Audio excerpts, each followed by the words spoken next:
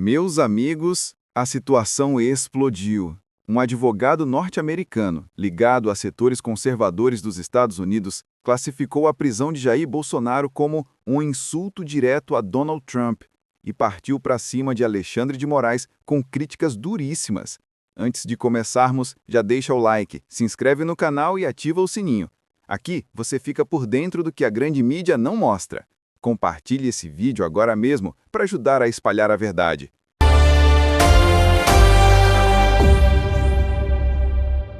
Bolsonaro preso de forma preventiva por supostamente tentar romper a tornozeleira eletrônica, coisa que não há provas de que ele fez, por morar a 13 quilômetros de distância da embaixada americana e porque seu filho Flávio convocou uma vigília, uma oração essa noite para o presidente. Bom, é óbvio que Alexandre de Moraes é sádico, é debochado, escolhe o dia 22, não por acaso, para isso, né? E a reação está vindo aí de muitos da oposição, inclusive de fora do Brasil. Mas o que eu queria chamar a atenção aqui, que é tema da minha coluna na Gazeta do Povo de hoje, uma coluna especial nesse sábado, é que a prisão, ainda que absurda do ponto de vista jurídico, é esperada. Porque o Alexandre de Moraes vem cometendo absurdos há muito tempo. Ele não é um ministro legítimo. Ele é um sancionado pela Lei Magnitsky, pela maior democracia do planeta. Não podemos esquecer isso jamais. Então, Alexandre de Moraes já vem atropelando as leis e rasgando a Constituição e perseguindo o Bolsonaro de forma sádica e digna de um psicopata faz tempo. Então não dá para alegar perplexidade e surpresa. A minha perplexidade é ver gente de direita que ainda faz todas as apostas numa estratégia eleitoral de 2026, como se vivêssemos normalidade institucional no país. Não vivemos. O Brasil já é um estado de exceção e todos serão perseguidos por Bolsonaro, inclusive. O próprio Flávio Bolsonaro já está na mira, já é alvo do Alexandre de Moraes agora. Por que será?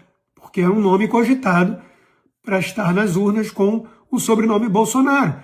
E o sistema não quer aceitar isso. O Brasil já está virando Venezuela, na cara de todo mundo. Mas a elite fica discutindo 2026 e mostrando sua indignação nas redes sociais, como se isso fosse resolver alguma coisa. Até a Cavalaria do Norte já está mais distante. Por que será, né?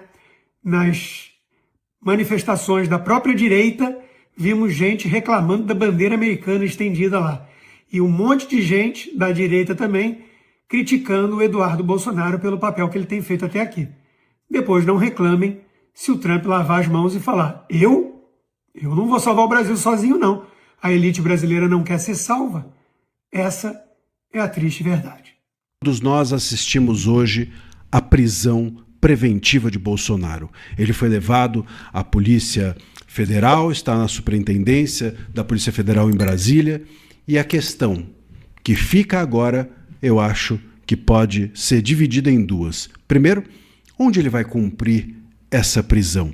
Essa pergunta eu vou responder no vídeo de amanhã. E no vídeo de hoje, a pergunta que eu vou responder é: como ficam os Estados Unidos nessa história? Qual vai ser a reação do país norte-americano e do Trump a tudo isso? Antes de responder a você essa questão, eu peço que você se inscreva aqui no canal, que clique no joinha, porque dando o seu like o conteúdo é entendido como relevante para você e ele acaba distribuindo para mais gente, você faz a nossa comunidade crescer. E também considere se tornar membro do canal clicando na aba Seja Membro e recebendo conteúdos exclusivos nossos. Muito bem, eu sou André Marcília, advogado, professor de Direito e vou conversar com vocês sobre esse assunto. O Martin de Luca, todo mundo sabe, é o advogado do Trump e tem sido uma espécie de porta-voz informal do Trump e até mesmo das relações dos Estados Unidos políticas conosco, com o Brasil. E ele classificou a prisão do Bolsonaro como uma volta à caça às bruxas. Importante que ele diga uma volta, porque isso mostra que talvez tivesse um certo distanciamento em relação aos Estados Unidos e agora eles voltam a estar atentos. Também classificou isso como um insulto ao Trump. Um insulto ao Trump. Olha, é algo que ele pessoalizou, portanto, no Trump. Também mencionou que foi um ato de má fé, não é pequena não é pequeno o adjetivo, má fé, é um ato de má fé. E também desrespeito, esses foram os termos usados, insulto, caça às bruxas, desafio, má fé e desrespeito, os termos, as expressões usadas para qualificar o que ele entende que isso seja, ou que isso esteja contido nessa decisão do Moraes em relação ao Trump. E por que ele disse isso? Tem 2 pontos que são importantes. O primeiro é que a decisão do Moraes, ela não é apenas só uma questão de não me agrada porque o Trump gosta do Bolsonaro. Não é só isso. Não é só isso.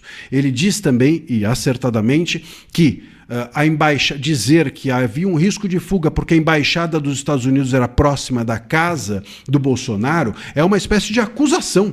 É uma acusação indireta aos Estados Unidos. E, de fato, quer dizer, é como se então os Estados Unidos estivessem ali mancomunados, tramando uma fuga. Quer dizer, acusar um país disso é seríssimo.